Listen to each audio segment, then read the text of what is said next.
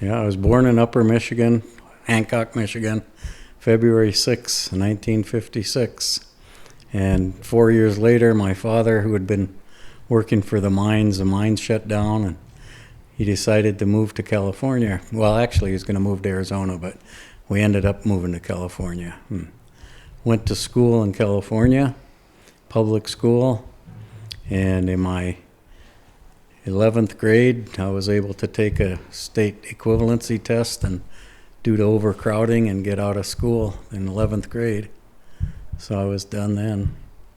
And then I moved up to Kelso, Washington, went to work at a sawmill for just a short time, and it rained and rained and rained up there. And I went back down to Woodland, California, and worked for 3 years, approximately 3 years, for a manufacturing welding shop that did a lot of millwright work. And while I was working there, I also took a job at a fire department, and I was able to work 8 to 5 at Gorman Manufacturing and 5 to 8 at Spring Lake Fire Department. Worked it out between both boss and chief. So I had no time off hardly, but it was a good job. The fire department title was a sleeper. As long as there weren't fires, you could sleep.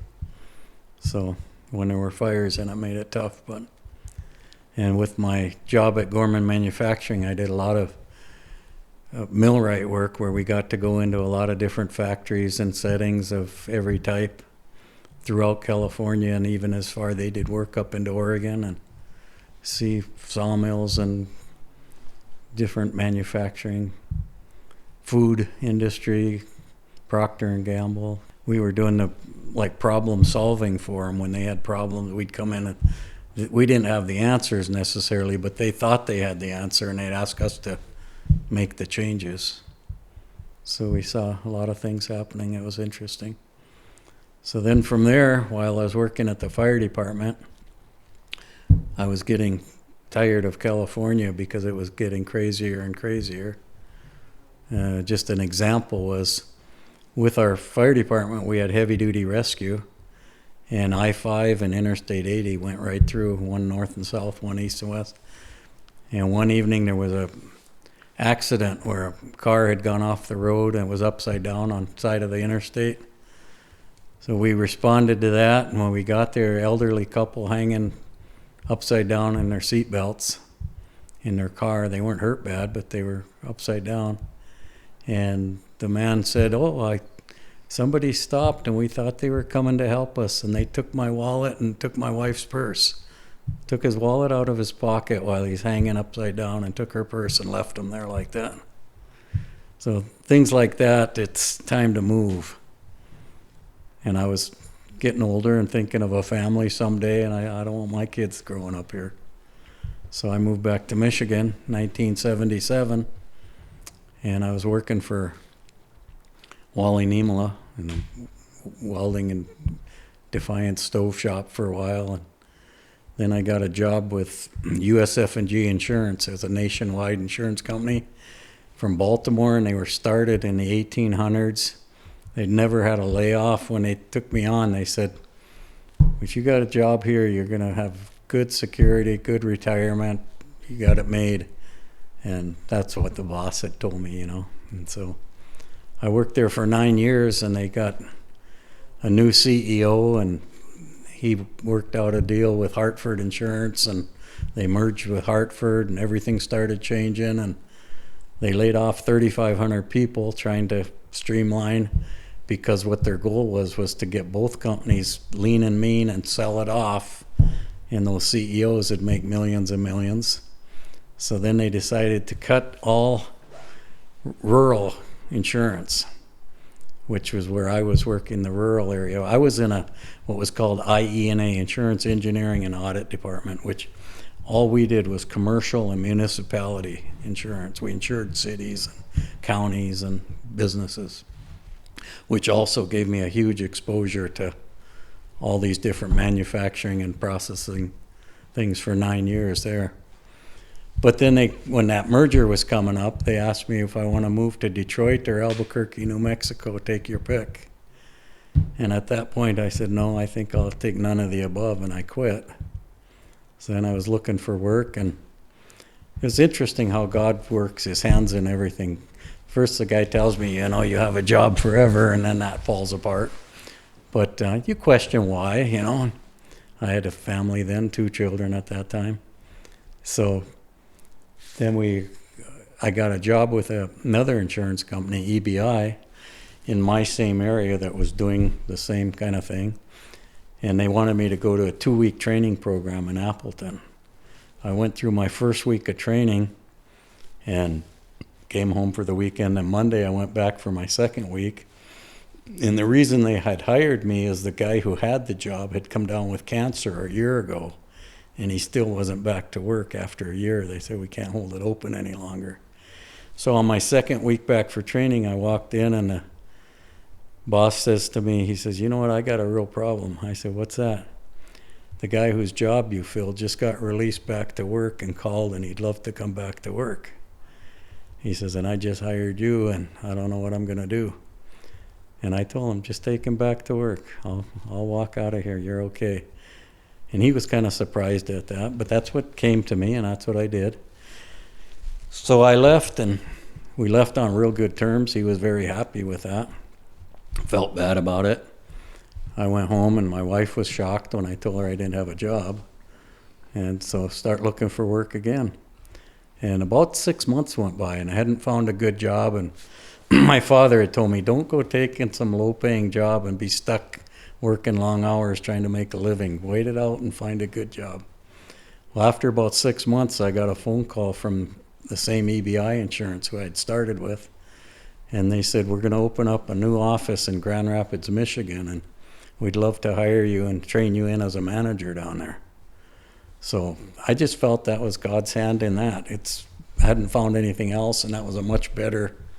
Didn't want to go downstate, but that's what opened up. So we just closed our house up. We didn't put it for rent or anything. Everything had been so topsy-turvy. We didn't know what's going to happen. So we kept our home and went down there, rented an apartment, and I'm working down there, and everything's going good, learning the new programs. And Paul Somero come in. He sold the laser screw in Grand Rapids, and he came down there to do some training. Stayed with us in our apartment. Everything went good. Got to see Cousin Paul, and he left. And a few months later, maybe, I can't remember the exact time, but he called and asked me if I'd want to meet in Ohio with him and Jim and talk about coming to work with them. And so we did, and ended up buying into the company and going back there. But it's amazing how God's hand was in all that. If I hadn't got laid off from USF&G, I'd have still been there today. And if that guy hadn't got done with his cancer and come back, I'd have been still in northern Michigan with EBI. Instead, I'm down in Grand Rapids where Paul comes to see me, and you could just see God's hand in it with hindsight. And it's been amazing. And then we had a wonderful, I call it a wonderful time with Somero Enterprise. It was very challenging, it was very busy, but it was just great people. We had great employees. Paul and Jim and Dave and I got along great. And it was a real wild ride, though. It grew so fast. I moved back to my home in Michigan. The plant was in Michigan, and I was right there working out of the plant.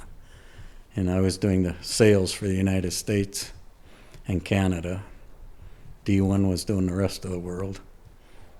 And just doing a lot of traveling, though, but it was all worked out good in the end. There was definitely, we had paid our home off and had to go and take a mortgage and buy in, and didn't know, how the sales were going to go. They weren't going real strong by any means at that point. And it was where the customers, it was such a new product that people just couldn't wrap their arms around it. And so they were having a hard time. It wasn't proven, it wasn't known.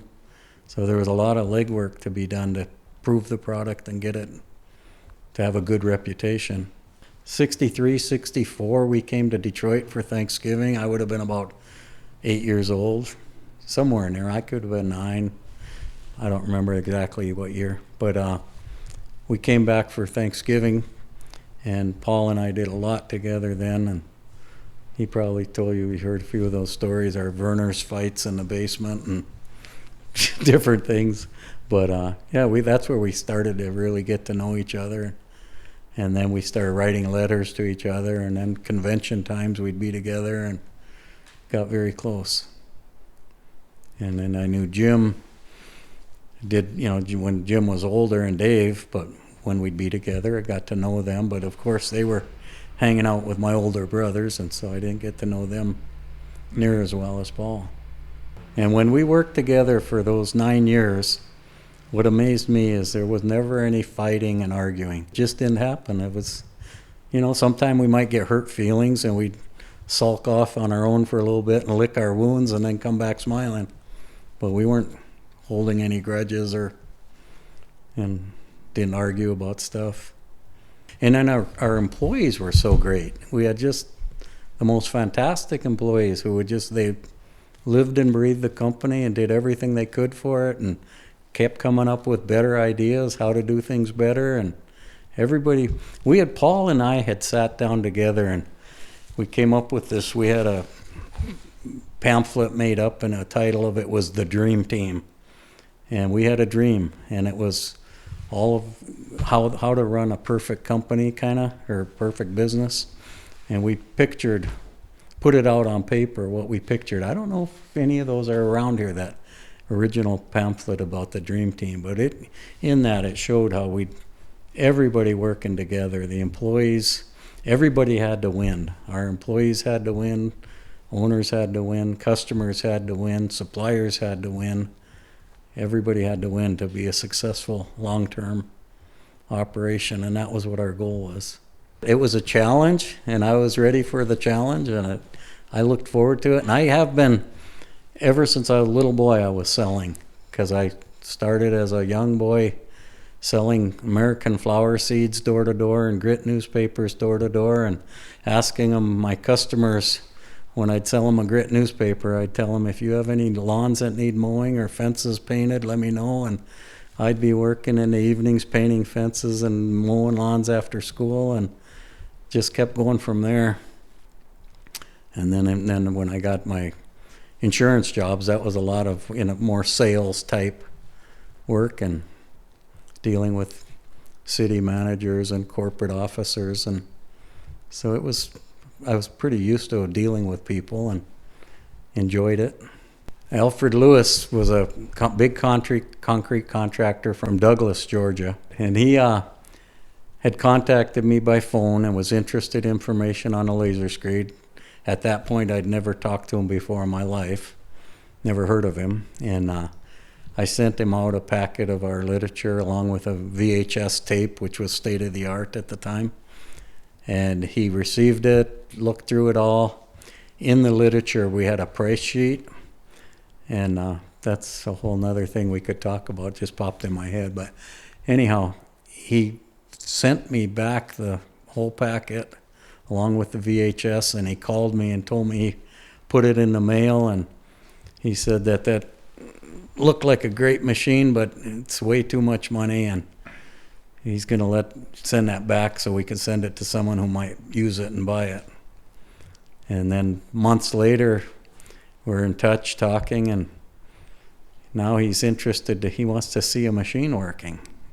Asked if he could, so I arranged to meet him on a Panasonic warehouse in Atlanta, Georgia, that Tracy Matson, Ace Avant, was doing. And Tracy was nice enough to let me bring a customer there and see it. So I did, and met him there, and that's where I met him for the first time face to face. And we're watching the screed work, and he's just crouched down there. I can remember he kind of crouched down and was sitting low and looking at that and watching it, and he'd move as the screed moved and squat down watching it, and I'd say comments to him and ask him questions, and he wouldn't say a word back to me. It was silence, and I thought that was kind of odd, and continued for many hours watching that machine, and he just didn't talk. And it was getting closer to lunchtime, and he had to be back in the afternoon. He was going back down to Douglas. So I said, well, Alfred, should we go get some lunch? And he said, yeah, let's go get some lunch. And we went to lunch, and I started asking him about what his intentions were with his business and need for a screed and trying to close in on a sales opportunity. And he came back at me and he says, David, he said, I don't know what's going on here. He said, but I know you guys have staged this. That's the word he used. You've staged this, he says, and I don't understand what's going on. He said, but I know concrete doesn't go down that easy. He said, I've been in it all my life. And he says, something's fishy here. And I felt horrible. I've just felt horrible, but what could I say? I've never been told that before and didn't even really know how to respond to it. And so I just told him, you've seen it. I had to let him go up and talk to the screed operator during that time and everything. And so we said goodbye to each other, and he went his way. He was scratching his head, and I was scratching mine. And then it was a while later, he wanted to see another job, and he ended up buying one. And after he had it, we became best friends, and he felt horrible. He told me many times how he just was convinced that there was something going on, that he couldn't figure out what it was, but he knew concrete didn't go down that easy. But he became a believer when he had his machine, and he loved it and did a lot of work with it. Well, I just think one is the mental paradigm of spending $165,000 for a screed when the most expensive screed on the market at the time was about $3,500. And that was just mind-boggling for him to think of spending that kind of money for a screed without understanding all the labor saving and the quality improvements, which I tried to point out to him, but they still just couldn't do it, in their mind. And then what really helped the most, I think, where we saw the big change in getting people to buy them, was when Coca-Cola and different companies started putting it in the specs that the floor had to be done with a laser screed. And then that turned the switch for us.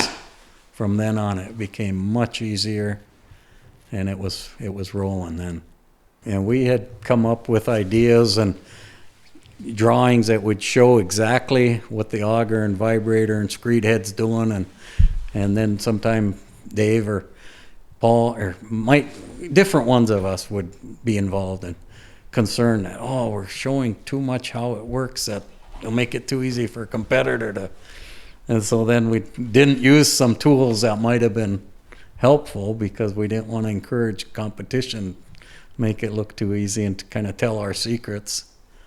So there were those kind of things that you had marketing tools, but you had to be careful. And I kind of understood that, maybe we better not do that, So you wanted to tell the story, but you didn't want to spill the beans on. Paul and I took a negotiating class, and one of the things they taught us is always put the price in writing, always. And that when somebody sees a price in writing, it just, in their mind, it's believable that that's the price.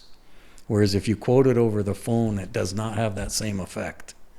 So you want to always put that to establish that's the baseline. This is what they can expect to pay. So that's what we did. We always had the price, big bold letters, price on it. And that seemed to really be a good advice. But then if people did come and negotiate, they started out hoping instead of paying $165, they might get it for $158 or something. Whereas if you just told them $165, they might say, well, we'll give you $120. It just tightened up that margin of negotiation. When I got my job at USF&G Insurance, I can remember clearly I was at my mother and father's house in Hancock, Michigan. I've been out of work for about 4 months looking for a better job. And I was sitting on my dad's couch and I read the want ads, and it said the USF&G Insurance is looking for someone for their IEA department. And it said must have college degree right in the ad. And so I just kind of skipped over and kept looking at the other ads, and I mentioned that to my dad. That, there was an interesting job on here, but they require a college degree. My father said, call them up. He said, the worst they can say is no. Just call them up. Don't worry about that. Call them up. So I called up and talked to the person, and they didn't ask me if I had a college degree, so I just answered the questions he had, and he had asked me all these different questions, and then he said, well, he says, would you be willing to come drive down here to Milwaukee for an interview? I said, yeah, absolutely. So he scheduled a date, and so I went down there, and we were having a face-to-face interview, and everything was going great. And then he asked me where I went to college, and when I told him I didn't, everything changed. It was just like, man, now he wants to get me out of his office. You know, it was done. And so I could see it was rapidly coming, the whole outlook changed. And I just looked at him and I said, Mike, I says, that I'd love to come to work for you. I love to learn the job. And if you hire me, I says, I won't do a good job for you. And he looked at me funny, and I said, I'll do an excellent job. And then he kind of chuckled and said goodbye, and I went home. And it was maybe 3 weeks later they called. And he says, Dave, I'd like you to come back, but I want you to meet our district manager and have an interview with him. So that sounded interesting. And so this time he said they'll pay my way to fly down. So I did. And getting ready to go, at a last minute thing, I decided, you know what, a picture's worth 1,000 words. And I had pictures of all these different projects I worked on at Procter & Gamble, Mobile Chemical, all these big places all over. And so I had them in a little album, and I took that along, and I had been fishing on Lake Superior with two old guys that were friends of mine, and we had a pipe with lake trout hanging off of it, a pipe about 8 feet long strung between us with about 15 fish on it, nice sized fish. And I threw that picture in on that. Just, I don't know why, it was there and I just threw it in. So then I flew down to Milwaukee, and Mike picked me up at the airport, and he told me that the district manager's name's Mr. Grau, and we're gonna go see him. So we got there, and this is big insurance company office, and it's all mahogany and granite, and we go into Mr. Grau's office, and I walked in the door, and there's a big mounted lake trout above his desk. I couldn't believe it. That was a good sign. We sat down and we started to talk. We just talked briefly, and I said, well, I'll tell you what. He was asking me about my work experience. I said, I've got these pictures here. I gave him that album. I said, you can look through that, and that'll show you some of the kind of places I worked and what I've done. And I'd answer any of his questions as he looked at them. And he got to that picture of the lake trout, and he started asking me questions that, wow, what kind of bait did you use? How deep were you fishing? On and on. We talked fishing for a half hour, 40 minutes. And he looked at his watch, and he said, oh, I've got to go. I've got a meeting to go to. Great meeting you. Thank you very much. And I was like, I thought the meeting didn't go so good because we didn't get to talk about the job. And as we walked out the door, he'd gone out ahead of us. And I was going out the door with Mike, and Mike said, I think he looked at you favorably, he said. And so that was some good news. And it wasn't long later, a few days later, they called and hired me. But all that stuff, it's just amazing how it all worked together, eh? Mm-hmm. That I thought to throw that picture in there, and he had that big old mounted lake trout above his desk, and it was all meant to be. God's hand's been in my whole life. I didn't see it at the time, and now I can't see the future, but when I look back, I see it's been there all the time, leading and guiding. And even guiding like my father to tell me, call him anyway. The worst they can say is no. Even that little thing. Had he not said that, I probably would have never called him. The only thing I can think of that we ever argued about was when it came to money, and that's what causes most problems. And we'd argue because we'd say, no, you get more. I don't deserve that much. You guys take more. That's how the arguments went. That's how the whole thing went, always. Everybody was looking out for the other guy. And it was beautiful. It really was. Bill Downey was a guy who would look for companies to buy us when we started thinking of selling Somero. So he's like a headhunter, but for businesses. So, and then when we had to go to, he came to our office and they had me fly out to New Hampshire, and we were meeting with Bill Downey for the first time. And I had, because in being in sales, I put all these charts and graphs together of our sales, past and future projections, and had to make all these presentations to him. And then when he'd bring us potential buyers, fly out again and do the same presentation to the potential buyers. Well, when I first started, they had a very small building in South Range, Michigan.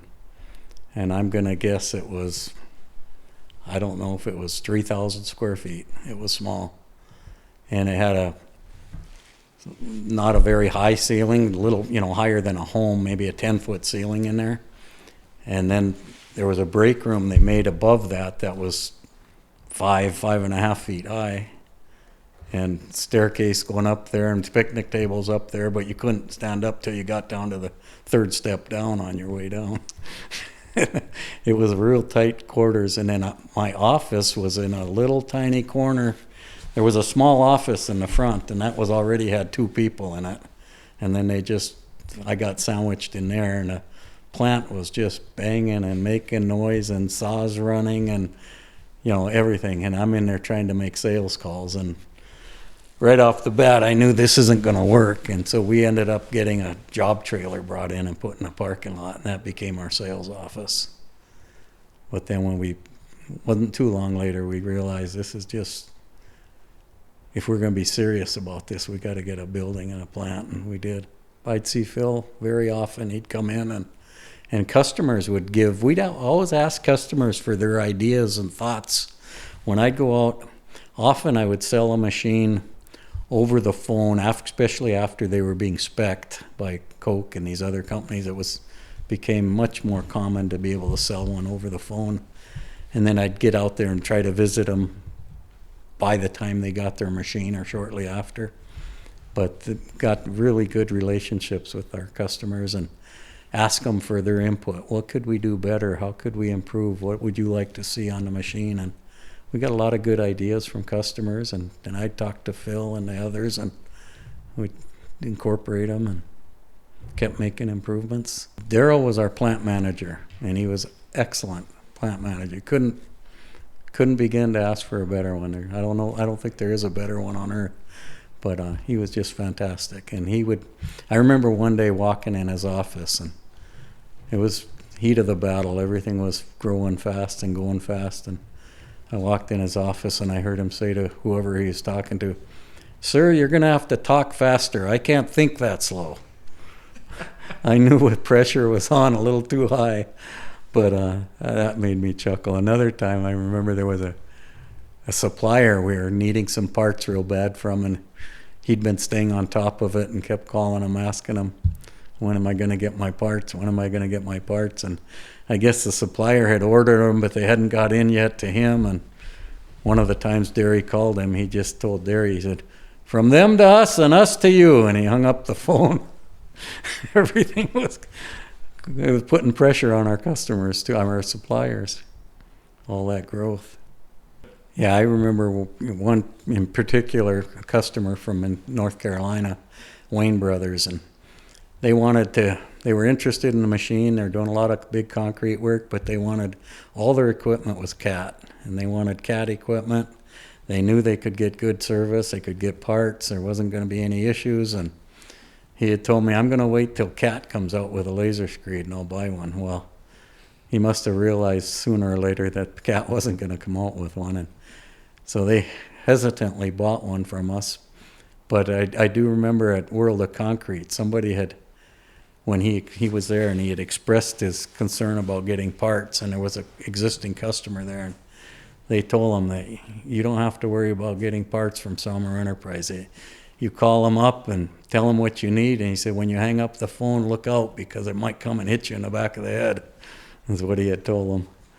But we would, when customers called and their machine was down and we knew they were in a bind, they'd hang up the phone and we'd look at the time, and we knew the flight schedule of the planes out of Hancock, And if there was any way possible, we'd get that part and run it right to the airport, and it'd go on a passenger plane, and they'd have it in an hour, 2 hours, 3 hours, depending where they were. And they were really happy with that kind of service. We did that often. Sometime we were daily running stuff to the airport. I remember one time we had a customer in California had bought a S160, the new S1. We came out with the 160s, and using it on his first pour, and that thing broke down and they couldn't get it fixed. We had another S160 on the lot. We just put it on a semi and shipped it out. I mean, it was going right away.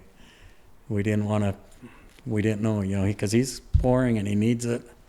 And we had 2 drivers go day and night, get it out there, and I don't know if it was 48 hours later, he had it, and he was able to go, and we took the other one back. And turned out it was a hydraulic problem. We put a pressure washer mounted on the machines on the 160. We hadn't done that. We did it on 240, but now we started doing it on the 160. And it was something to do with the hydraulic. Phil figured it out right away once he seen the machine. And I don't know if the bends were too many or too tight or what, but we powered the pressure washer with hydraulic motor, and it was something to do with that pressure washer. He had to redesign the plumbing to the pressure washer. It was given of hydraulic fits.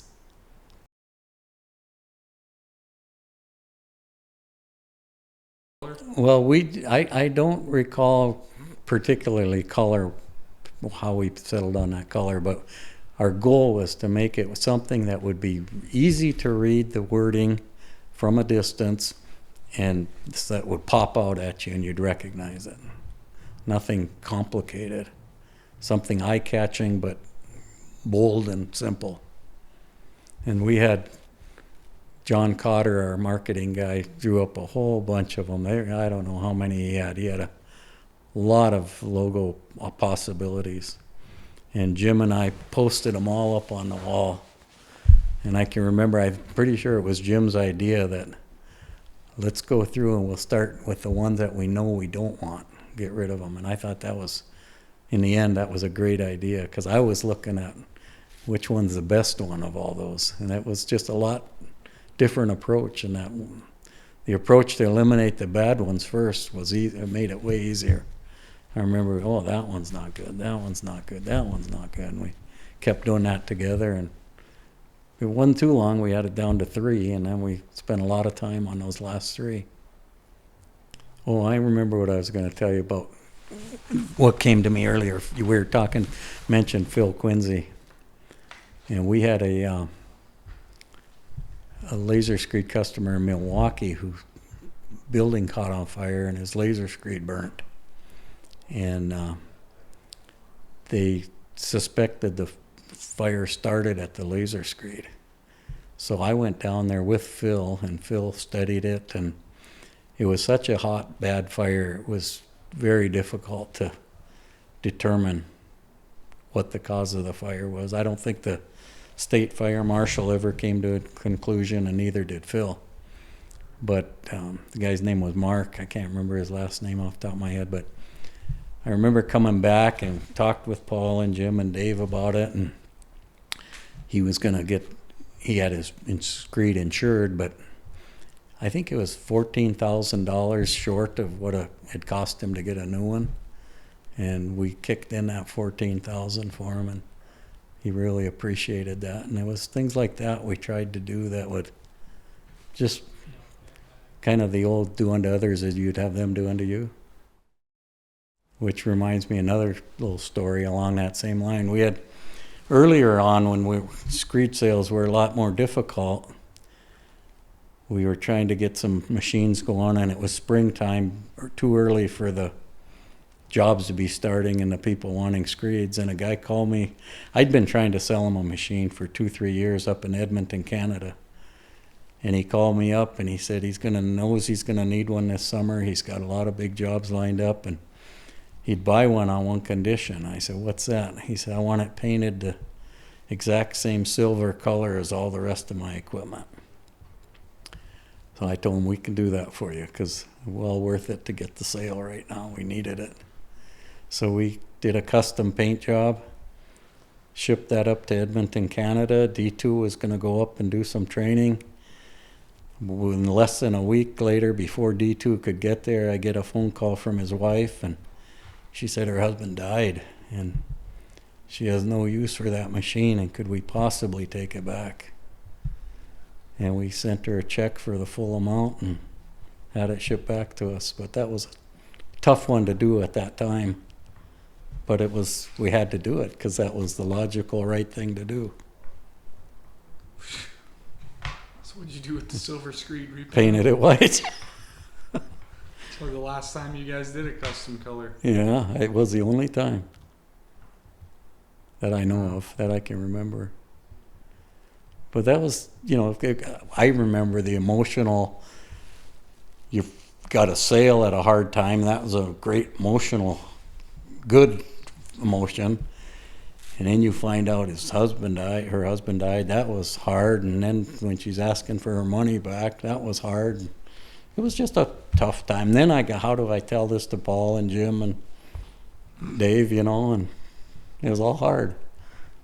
But was that pretty early on? and they never cared a bit. They were right along with it. That's great, fine. So that was the beauty of it. Something like that could have caused a big fight.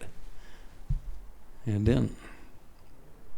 For one thing, we wanted to do what was right. We wanted to do the best we could possibly do, make the best possible machine, give the best possible customer service, and treat everybody right. And I just think, and then the biggest thing is God's hand was blessing it all right throughout. Our employees were just key to it, and we had great employees, every one of them. They were great. Yeah, had offers on the company, and we're going to be selling the company at this point, and had some offers. And this is a letter we wrote to a company that was making a offer to us, and it was Summit Partners was the name of it. They were out of Boston. Ernest Jaquette was the gentleman, and here's a letter that we responded to their offer. Ernest Jaquette, Summit Partners. Dear Mr. Jaquette, on behalf of Jim, Paul, Dave, D1, and myself, I would like to express our enthusiasm about the potential future relationship between Somero Enterprises, Inc. and Summit Partners. There truly appears to be tremendous opportunities lying ahead that with your financial strength and past experience can help us capitalize on them. Possibly our biggest concern pertaining to establishing such a relationship lies in our compatibility to work together with possible fundamental differences in religious beliefs. We firmly believe that the Bible is the infallible Word of God, and all actions we take in life must be weighed in light of God's Word. This Word teaches us that here is only one type of man, a sinner. For all have sinned and come short of the glory of God, Romans 3:23, and that there are two types of sinners, saved and unsaved. Herein lies our hope. For God so loved the world that he gave his only begotten Son, that whosoever believeth in him should not perish, but have everlasting life, John 3:16. It is our desire that our beliefs and convictions would be inseparable from our business and social lives, even though we often find ourselves not fulfilling God's will due to the weakness of our human flesh that is at enmity with God. In all areas of our life, business included, we want to maintain God's Word as our instruction. There are areas of business, for example, we find it most uncomfortable to be at social or business functions with drinking involved, as again, God's Word teaches us that wine is a mocker, strong drink is raging, and whosoever is deceived thereby is not wise, Proverbs 21. That Somero wants to maintain the same operational procedures as we've had in the past with customers, vendors, employees, and especially our partners. If you feel your organization could respect our beliefs and there would not be serious conflict because of it, we would be happy to continue to pursue the opportunities that lie ahead of us. If you have reservations about working with us, it would likely be best to end the negotiations at this time. I often think of the words an old man I once knew said, who said, life is short, death is certain, and eternity is forever. These are matters much more important than any material things in this life. Happy is the man that findeth wisdom, and the man that getteth understanding, for the merchandise of it is better than the merchandise of silver, and the gain thereof of fine gold. Proverbs 3:13-14. Sincerely, David Somero, James Somero, and Paul Somero.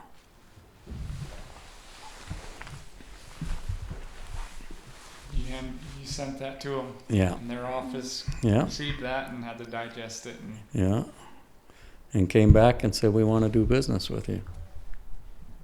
wow, it's powerful. Yeah. It's crazy that a company can have a testimony. It does. Well, I was at Ace Savant's grand opening of the new office, and I saw a wonderful testimony there.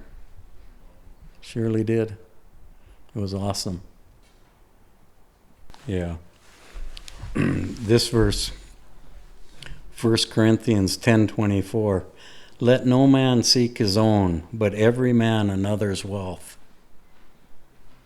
That's a real powerful verse, especially in doing business and our daily life. And it's everything has to come together and mesh, you know. If you put, you know, say, for example, say we had hired someone who was an alcoholic to be a head person managing the plant, it would have been a disaster. It would have been a disaster, you know, or anything like that. You have to have that cohesion of the whole team and on the same page.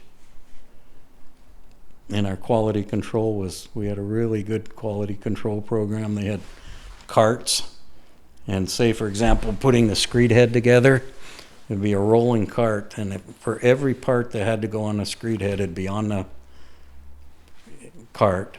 And nuts, bolts, washers, there'd be a pin sticking up, and all the, you know, if there were 5 nuts needed, it'd be the height, so 5 nuts the top would just stick out a little bit. Same with the washer, same with everything. So you could glance at the cart and see that everything's there, because if something wasn't there, there'd be a pin or a drawing or something showing. Once the part's there, it doesn't show. So at the end of the day, they could look and know they put everything on, they didn't miss anything.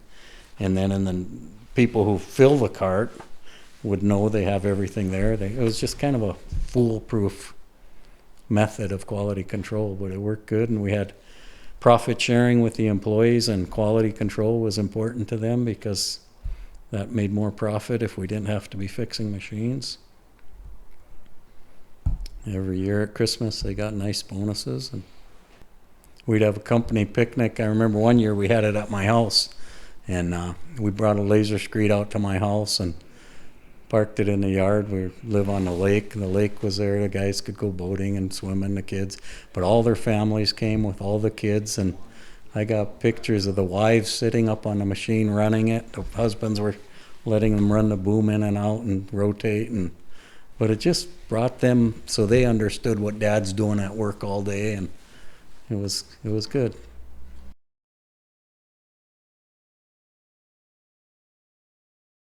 Boy, I got so many memories of Dave. Amazing.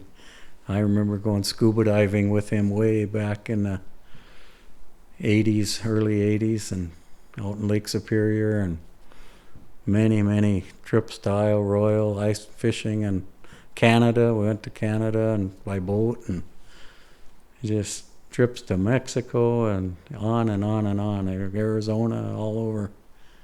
We did a lot together. We have all our life. Especially even before I got involved in Somero, he'd come up in the summers and we'd go and do stuff together.